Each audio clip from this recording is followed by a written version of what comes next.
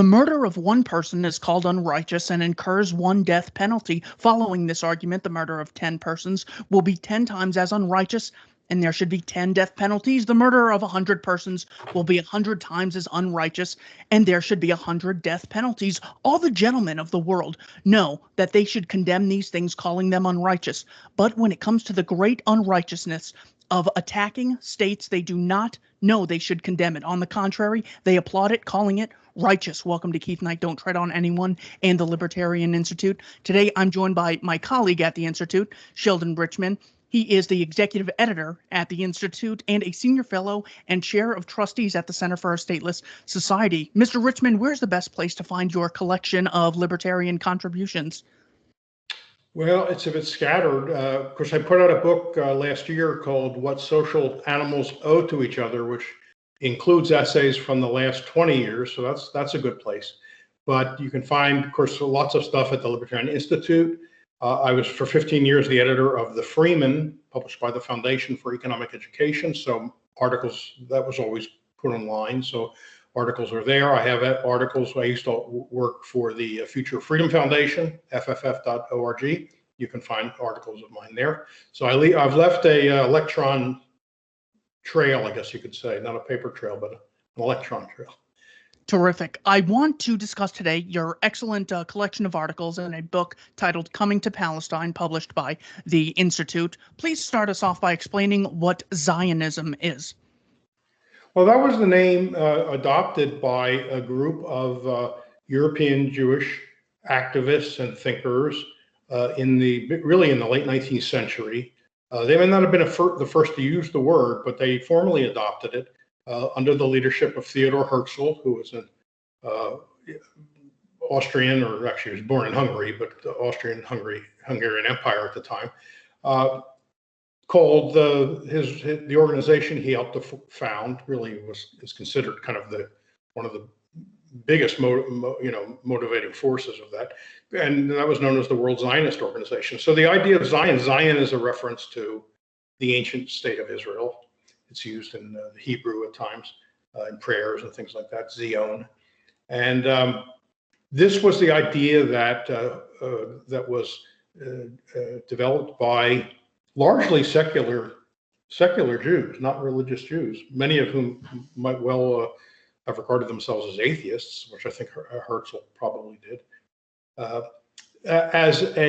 this idea that Jews were going to always be unsafe in Europe, that anti-Semitism was something that couldn't be eradicated, and so it was in a way a giving up on the hope that Europe could be turned into a place that was hospitable for Jews. And again, this is the late 19th century.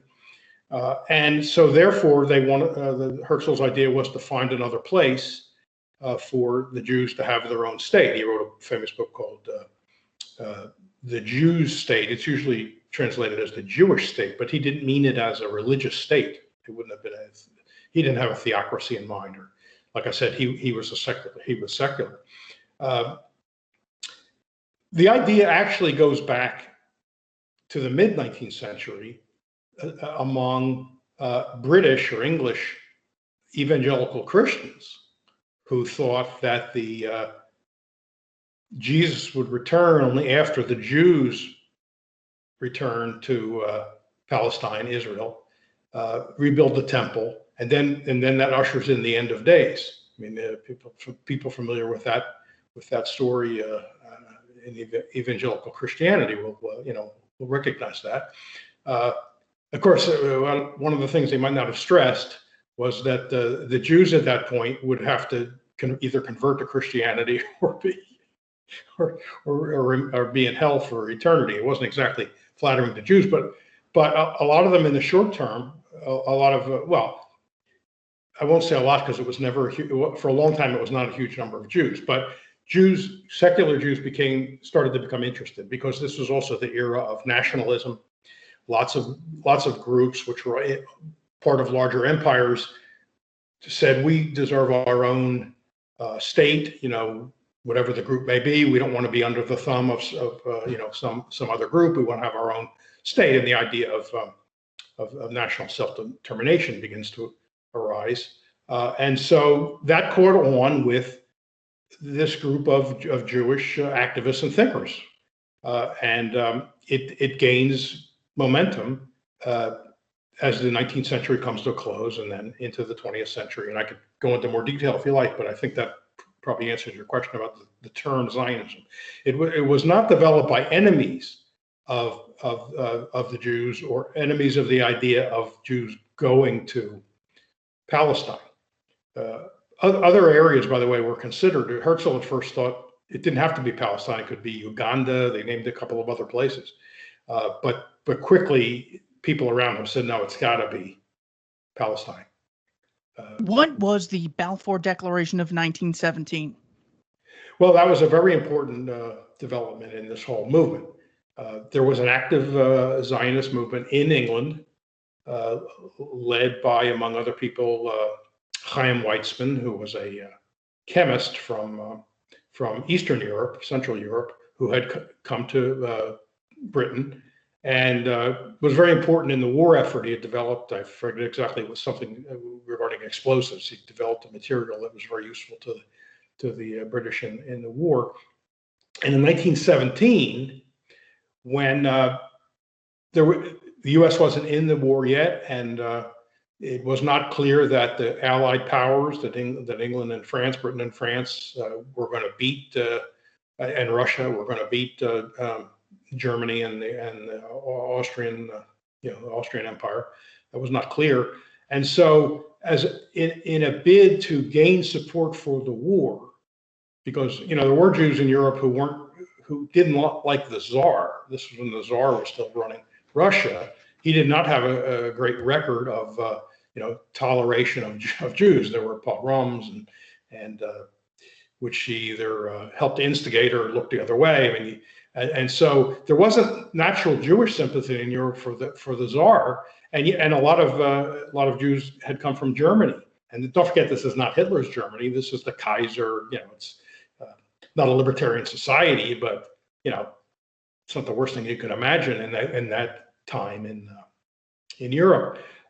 So in a bid, in sort of a collaboration between the Zionist movement in England and the evangelical Christians, some of whom were in the government of British government, came up with this idea that one way to enlist Jewish support for the Allied cause and also to get the United States in the war is to issue this proclamation called the Balfour Declaration, which said, and this is almost verbatim quote, that His Majesty's government, the King of England and his government, look with favor upon the formation, this is not exactly word for word, the formation of a Jewish home in Palestine.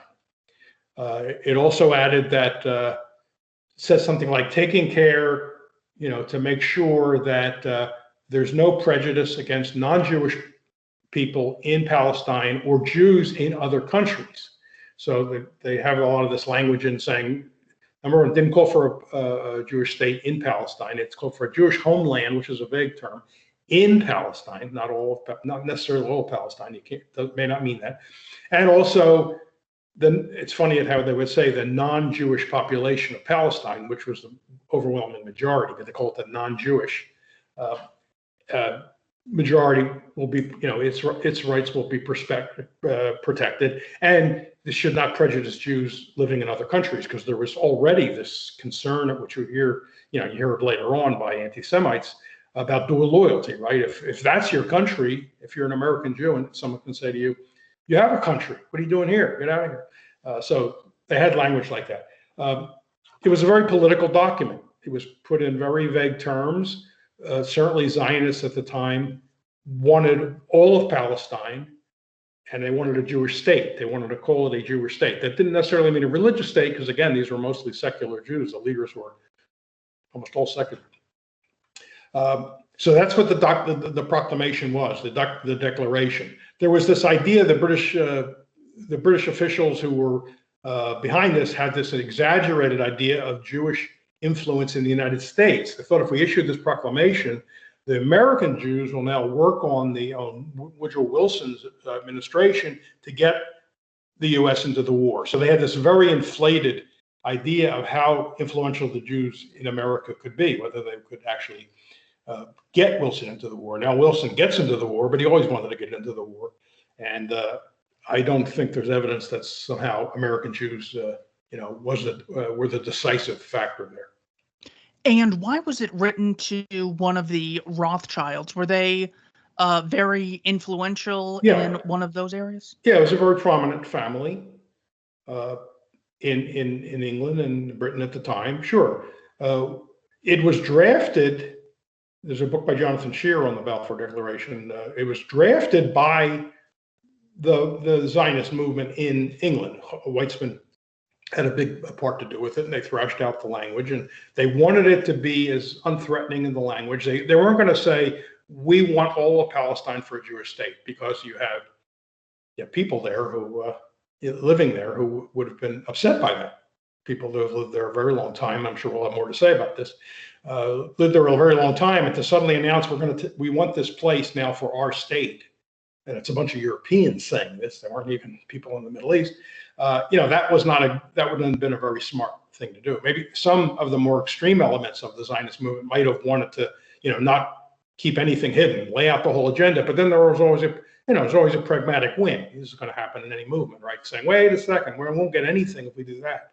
Let's do it step by step. So that's why it's couched in this language that's not quite clear about what the objective is. Who were the Stern, Haganah, and Ergon groups? Well, these are groups. This is a little later. I'm not sure exactly when these groups arise, but it's in the 20th century, and as these decades go on, these are paramilitary groups. They're militias trying to agitate to further the Zionist cause. After I got a quick back a step just to give it some context. After World War I, and they go to during World War I, the French and the British and the Russians to some extent, of course, then Russia drops out of the war when the Bolsheviks take over, so they become kind of not a factor. But the French and the English, the British, have a secret agreement to carve up the Middle East, even though they're saying we don't have no intention of gaining territory by this war. And Wilson, of course, in his declaration, endorsed, and this was in his 14 points, which he presented at the peace conference. He said we favor national self-determination. It was a lot of anti-colonial language, and the idea is the Allies are not in this for territory, because he was speaking for himself and not for the British or the French. The other thing is during the war, the Ottoman Empire. It's the Ottoman Empire that's ruling the Middle East at this time. Much of the Middle East, certainly Palestine, Syria, Iraq. And they've been there like for 400 years, right? It's the Turks. The English, when the war was not going well, they go to the most prominent Arab families and say, we will give you independence if you make life for the Turks hell and aid our war effort. In other words, they could be, if anybody's seen the movie Lawrence of Arabia, great movie from the 60s, may not be completely historically accurate, but the overview is right. There are British officers there, then help the Arabs blow up railroad lines just to make the Turk, first of all, distract the Turks. They have to pay attention here rather than fighting the British and the Russians. So, it's an operation that the British set in motion with a promise of independence. And again, they make these to the most prominent families. For instance, the king of Jordan today is from the Hashemite family. That's long-standing, very prominent family in the Arab world. Not the only one; they have rivals, but that it was his. What would it be? Great-great-grandfather or great-great-great-grandfather? I forget now. They were saying you can have pretty much. It was a little vague in their promises, but it encouraged the Arabs. You can be independent. In other words, we won't stay if you help us overthrow the Turks. So after the war, they screwed the Arabs. And Balfour has a famous line, which you can find online, online, where he says, "We didn't make a single promise to the Arabs that we didn't intend to break." I mean, it's very, very clear that they lied to them. And what role does Ergon, Stern, and Haganah play in this field? Well, they're a violent militia group. I mean, today we would call them terrorists. They were, I think, denounced as terrorists back then. I'm pretty sure they set off bombs. If you watch the movie Exodus, which came out in 1960, which is actually written from the Zionist side, and so it's trying to portray it as sympathetic, it does show pretty graphically the guerrilla activity, the terrorist activity. They weren't just aiming at soldiers, going after soldiers, or even government officials. I mean, they went after civilians, civilian government officials, and they bombed. Famously, they bombed the King David Hotel in Jerusalem, which is still a hotel in Jerusalem, of course, been rebuilt. They destroyed one side of it and killed a bunch of people in it because that was where government offices were. The idea was to make the British say, "Okay, this is too much of a headache," because they got charged after in the Treaty of Versailles, which comes out of the Paris Peace Treaty after World War I. It recognizes, surprise, surprise. I mean, guess who the great powers were at the time? It recognizes Britain and France's hegemony over much of the Middle East. Palestine becomes what they call a mandatory area that Britain was going to administer, kind of basically a territory. I mean, basically a colony, with the promise that someday, when you're capable of self-government, we'll get out. You know, the old story. They just changed the language. They didn't call it a colony. You know, France got Syria, which then they carved off Lebanon. And so you had two countries there. Britain got Iraq. So they become in charge of most of the Middle East. Saudi Arabia is kind of independent, and the British already had Egypt. So the Levant, the thing called the Levant, which was Lebanon, Syria, and then Palestine to the south, is under the control of the two great Western powers. The U.S. didn't take a hand in this. This was a result of the secret agreement, which gets incorporated into the Paris, the Treaty of Versailles. The Zionists think we can run the British out by just raising hell. Now, this really heats up after World War II, because with the threat of the Nazis, attention turns to the Nazis, and many Jews join the British to fight the Nazis. And so it kind of puts everything on hold, right? Because you have this clear emergency, this horrible thing going on. But afterwards, 1945, the war comes to an end, and the UN has been set up, a brand new UN as the successor to the failed League of Nations, which the US never went in because the Senate wouldn't ratify the treaty. The Zionist movement, especially this more extreme wing, and there was a more extreme wing and there was a more moderate, pragmatic wing, thought they could get the British out. The British were exhausted after World War II. The empire was pretty much gone, and it was correctly calculated that if you make life hell for the Brits in Palestine, they'll toss up their arms. And so 1947, Britain announces that it's getting out in a year. And meanwhile, the UN has a committee working on this, and part and parcel of that effort to get the British just fed up and say, okay, look, we throw it to the UN, we're getting out of here, was the violence perpetrated by the Irgun, the Stern Gang. There was a few different names. The Haganah was the more establishment. It actually became the Israeli Defense Force when the state declared independence in 1948. However, they cooperated with the others. They knew what the others were doing. So sometimes you read that they disapproved of it, but that's contentious. Not everybody thinks that's correct. I mean, I think one view is that the moderates, publicly the moderates, were very happy that the more violent ones were doing what they were doing because it hastened the withdrawal. Then they started terrorizing the Arabs. what we call the Palestinians, the Palestinian who had been residents of Palestine for, millennia, who's worked the land and whose family had worked the land for many, many generations, and were there continuously, and were even, basically descendants of the biblical population when it was Canaan. Anyway, go ahead. Arabs often refer to May 15th, 1948 as Nakba Day. What was Nakba Day? Well, the Nakba is Arabic for catastrophe. And so the catastrophe is, and it wasn't just on that day, that's the day that Israel declared independence. For Israel, it's Independence Day. And I guess the Palestinians then chose that day for Nakba Day. But that was something that was played out over a while. That's when the people who would eventually become the Israeli government and the Israeli Defense Force began to work to drive Arabs out of of Palestine. Okay, it's important, I guess, to back up a little bit. I don't want to be too long-winded about this, but the UN Security Council, like I said, they set up a committee because the British threw this at the UN and said, and don't forget, the UN is very new, right?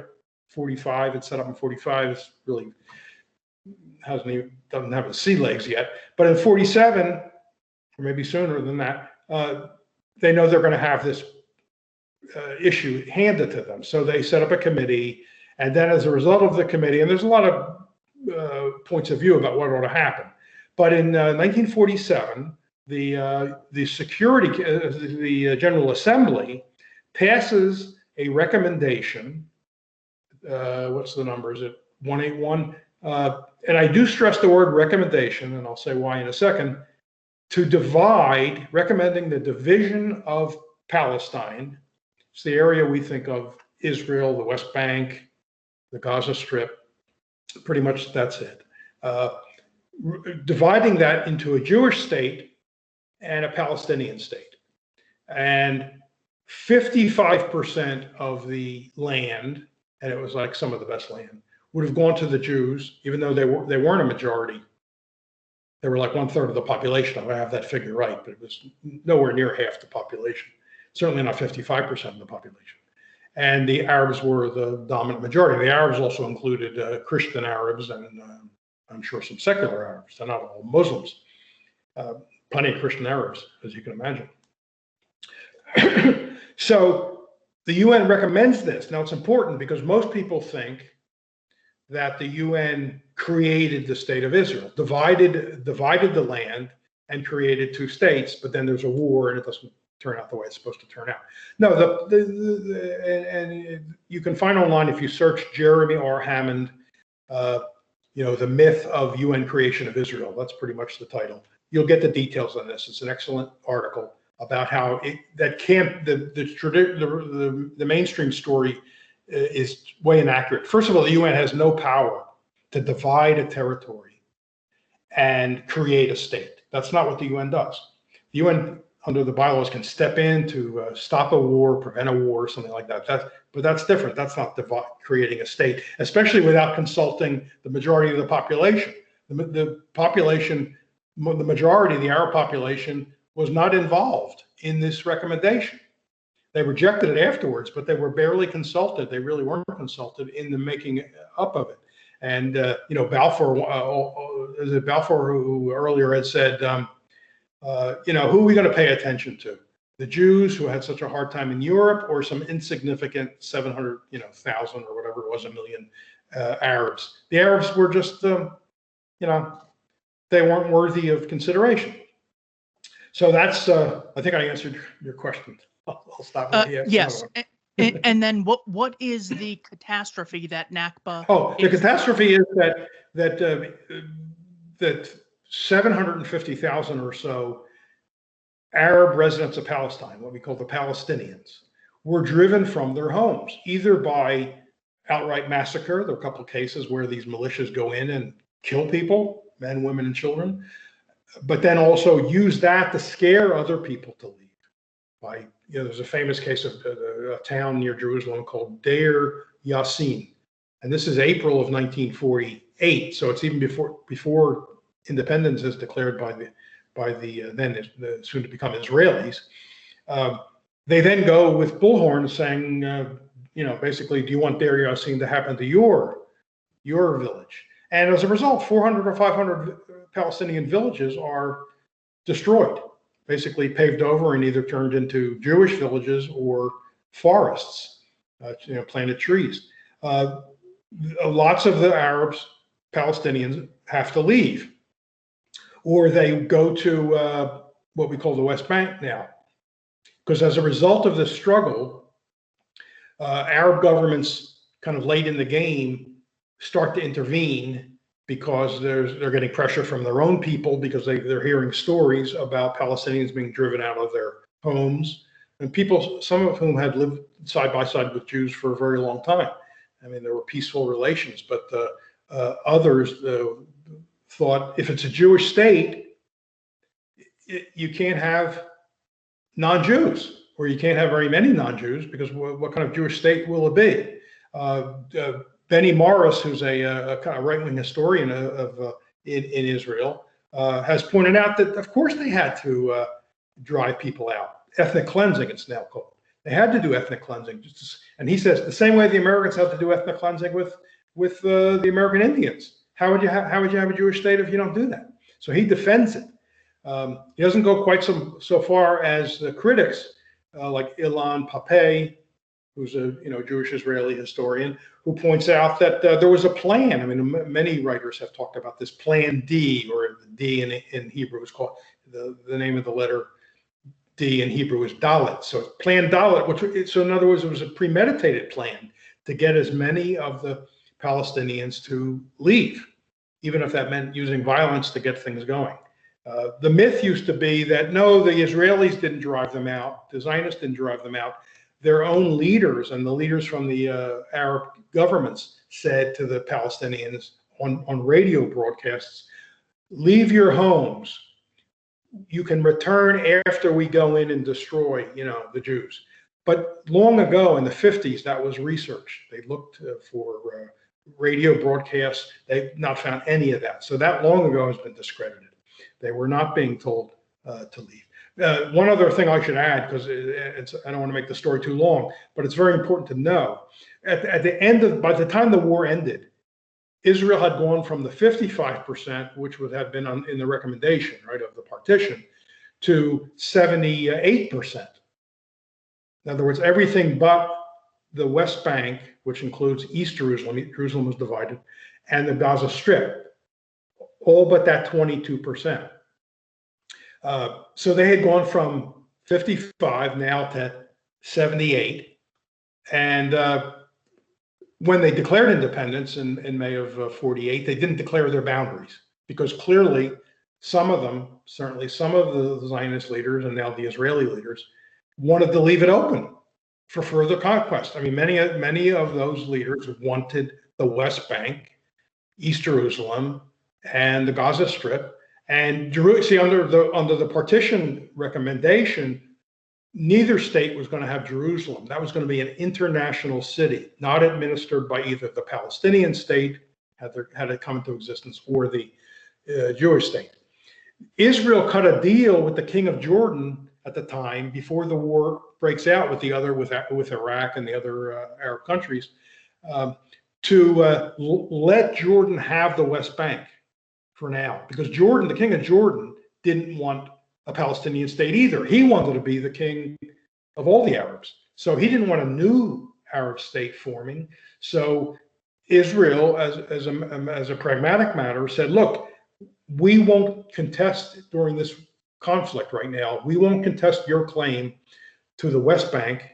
And it ended up being half of Jerusalem. They didn't make an agreement about Jerusalem itself, but that ended up being divided, right? Jordan had, until the 67 war, Jordan had half and Israel had half. But they basically said to the king of Jordan, you take the West Bank. Now, I'm sure a lot of the Zionist leaders are saying, don't worry, we'll get it someday. And of course, they did get it. What was the 1967 Six-Day War? Well, that's the war, that June of 67, in which Israel kind of, in a way, completed the task, right? They got the West Bank from Jordan. They took all of Jerusalem, and they claimed that it was united, now the united capital of the Jewish state. and they also got they got Gaza. Egypt had gotten control of Gaza in that war and was kind of holding it in trust. They never annexed it. Jordan more or less annexed the West Bank because, like I said, the kings wanted to be the leader. But Nasser didn't, Nasser might not have been in office in 48, but yeah, the Egyptians always saw themselves, or at least said they were holding it just basically in trust for the Palestinians when there would be a Palestinian state. The 67 war begins around the 5th or 6th of, after there was a good deal of tension, right? The Egyptians had closed the Gulf of, was it Aqaba? Through which, as I understand it, very little Israeli shipping had gone through. So it wasn't a threat, but there was a lot of war-like chatter and declarations from both sides. But before that, there was plenty of friction because Palestinians kept sneaking into what was now Israel in order, some of them I'm sure engaged in violence, but many of them were coming in just to recover crops and personal belongings. They were driven out of their homes. And so they were called infiltrators and terrorists. And some of that animosity was directed at the countries from which the refugees were coming, trying to return. They weren't allowed back in their homes. There was no right of return. Under international law, there's supposed to be a right of return. If you're driven from your home in war, you don't lose your property right in the home under international law. But Israel would not let any Palestinians come back to their homes, and so people were sneaking into even just to recover personal belongings or crops because they were farmers. They grew oranges, they grew olives, all kinds of stuff. So there is tension, but the Israelis, and this is going to be a controversial statement, but the Israelis knew they didn't face an existential threat. In fact, when the war breaks out, some of their top intelligence people are in Washington, D.C. Now, that didn't come out of the blue, right? There was this tension beforehand, before June 5th or 6th. So why do they have top people in Washington, D.C. talking to the Johnson administration? Well, one view is they were trying to get a green light to go to war against Egypt and Jordan and Syria over the Golan Heights, that area. And one clue that that's the true story is that the Arab air forces were destroyed on the ground. This is something the Israelis bragged about at the time. The planes of their enemies were destroyed on the ground. Well, if the Arabs were the aggressors, why were their planes on the ground? They're bombers. Why aren't they in the air? So that tells you something. Were they so badly asleep and so stupid? Well, we're supposed to believe the Arabs were backward and primitive and stupid. And so even though they want to go to war against Israel, they leave their planes on the ground. Doesn't really make sense. Anyway. What was the Yom Kippur War of 1973? Well, that was an attempt by Egypt. Sadat is now leading, Nasser's dead. Sadat is now the president.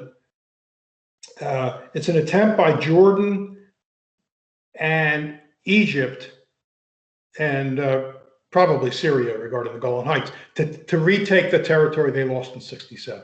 They didn't invade Israel.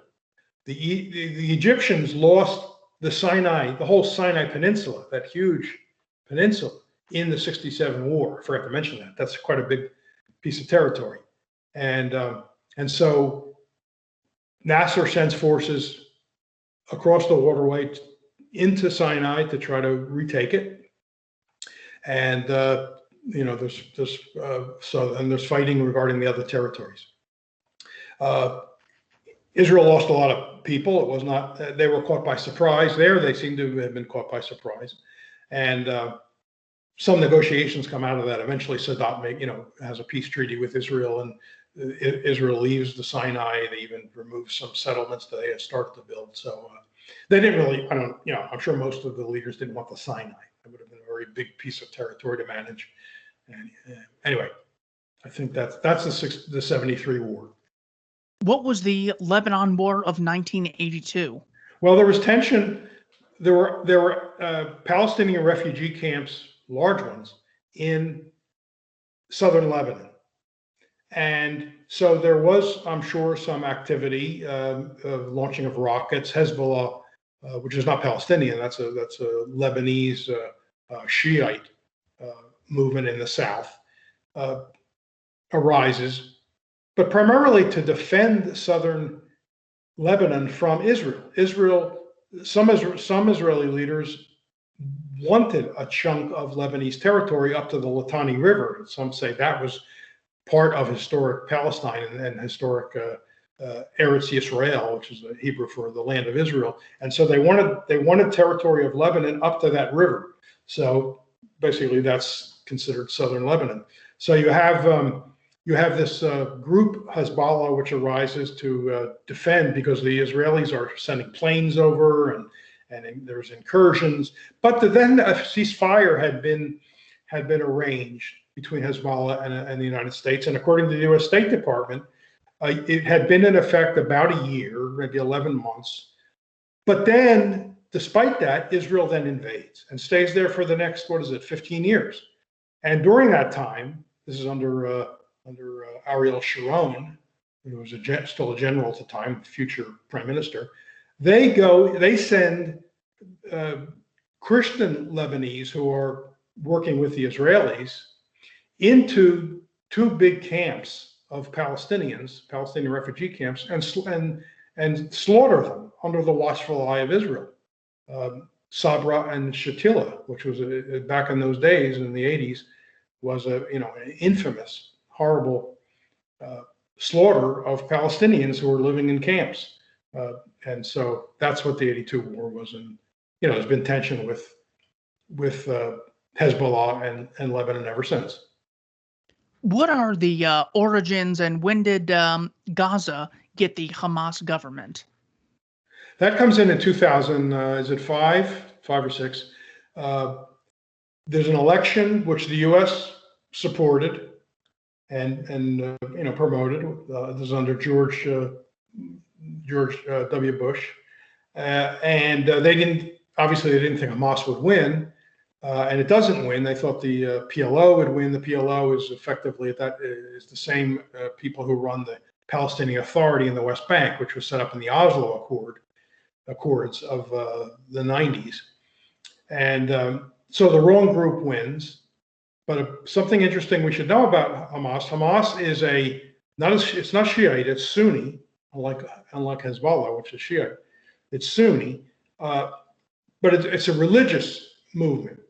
It's many things. I mean, it was in a way revolutionary, because they promised they wanted to end the Zionist regime, and sometimes they used language which suggested anti-Semitism, but they've revised it over the years, and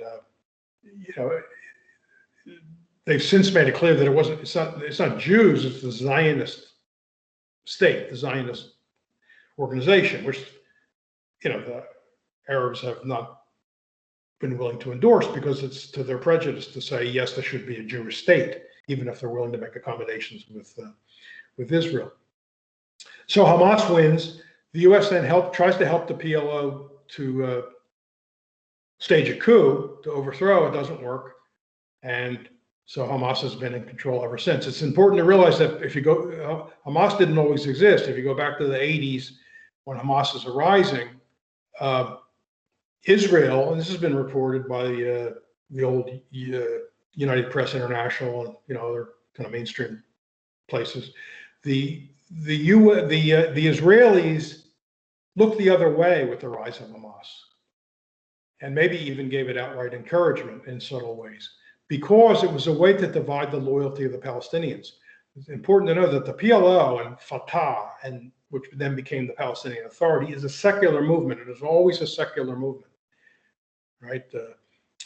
Arafat was not a fundamentalist Muslim, and the movement was not fundamentalist. It was an umbrella. They had Christians, they had secular people, and they had Muslims, and it didn't have a religious agenda. People often think this is a religious dispute. The Fatah, the PLO, would say we want our land, or we want a right to return to that land. It was a property rights dispute. Hamas gave Israeli hardliners at least an opportunity to divide and conquer the Palestinians by at least looking the other way at the growth of a more fundamentalist Muslim organization, namely Hamas, which was a rival to the PLO. And it's worked very well, because when people say to the Israelis, or the Israeli prime minister, why don't you sit down and talk to the Palestinians? They'll say, what, talk to Hamas? They want to wipe us out. They want to drive us into the sea, which is always the old line used about how we can't talk to the Arabs, despite repeated attempts by Palestinians and Arab governments over many decades. And I document this in my book. I'm not the first, obviously, far from the first. I draw on other people's primary sources.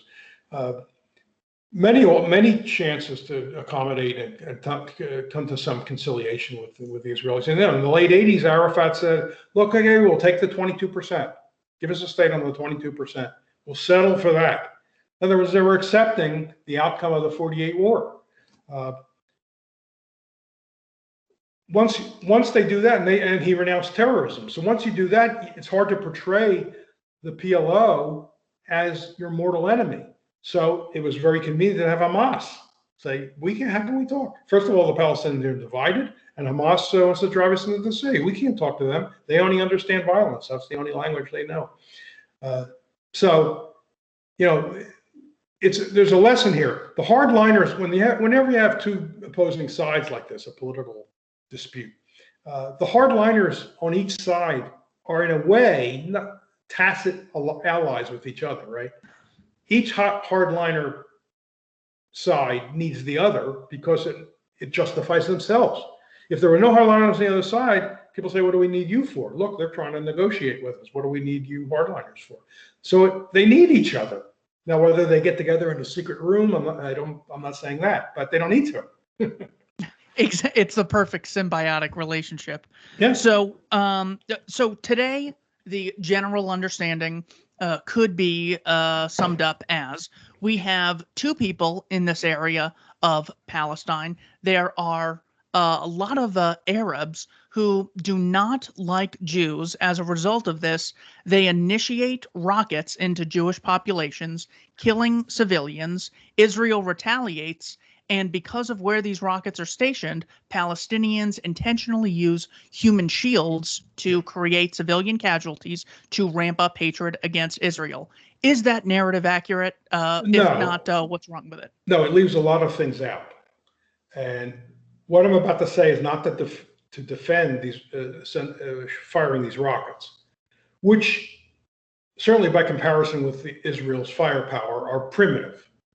Keep in mind that the Gaza Strip, and this has been true since after the Hamas won that election, the Gaza Strip is completely under control, under Israeli control.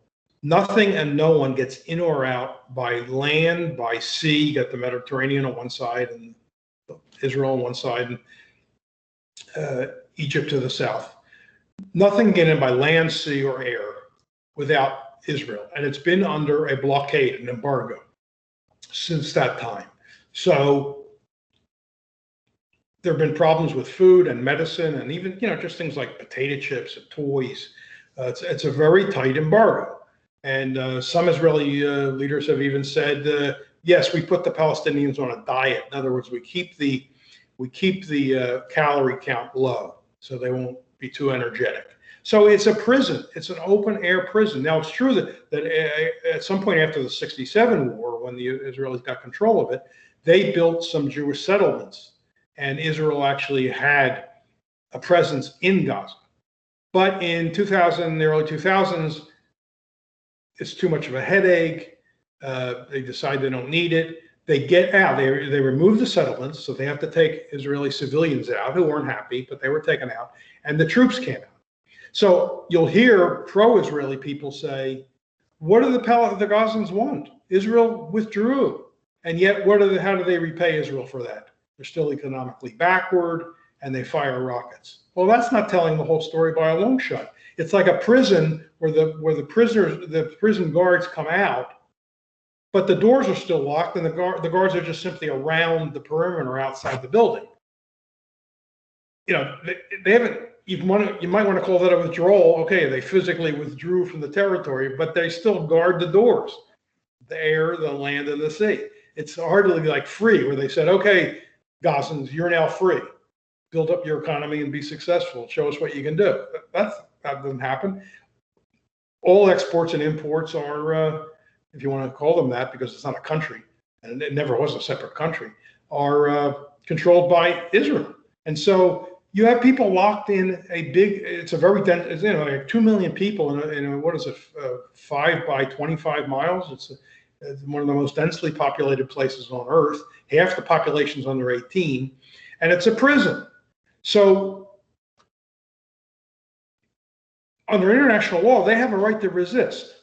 Now, that doesn't mean I approve of sending rockets, even if they're primitive rockets, toward population centers. But one of the places they send it toward, which is a village in southern Israel, is the village where a lot of the Gazans or their parents came from. They were driven out of there and went to Gaza during the 48 war. That's where they were able to find some refuge. So you can see the frustration. And Israel doesn't exactly do what it would need to do to stop this, because the real way to stop it is to negotiate and talk. Notice how when Israel, of course, has had these, 3 or 4 military attacks on Gaza, overwhelming force, of course, right? Air and artillery, and sometimes they have sent in troops. The Gazans have nothing to compete with that. Of course not. They don't have access to weapons like that. So that makes the news every once in a while, and it flares up, right? 2008, 9, 2012, 2014, and then the latest one in May. Makes the headlines. As soon as a ceasefire occurs, and eventually a ceasefire occurs, it drops out of the news. No one pays attention to the Palestinians anymore. So imagine being a Palestinian locked in the Gazan prison, open air prison. What lesson do you draw from that? Well, if we're peaceful, when they tried peaceful, by the way, the march to the, what do they call it? The march to the border, the march to the fence a couple of years ago, Israeli snipers were shooting perfectly peaceful people, including a medic and a journalist. So what's a young Palestinian to think? That's how you create the violent wing of any movement. You certainly don't encourage the more moderate, peaceful pro-negotiation wings by not paying any attention to them unless they're violently resisting. And then you hit them with overwhelming force and say, hey, we have a right to defend ourselves. Don't the Palestinians have a right to defend themselves? So that story, which you recited, which is what most of the media, it's gotten a little better over the years, but most of the mainstream media will tell what most people therefore believe. There's so many important things out that it's not an honest story. Mr. Richman, thank you so much for your time. The book is Coming to Palestine, published by the Libertarian Institute. Oh, it's upside down. Yes, it's a great cover. You can purchase it at the Institute. All links will be in the description below. Thanks for watching Keith Knight Don't Tread on Anyone. Mr. Richman, thanks so much for your time. My pleasure, Keith.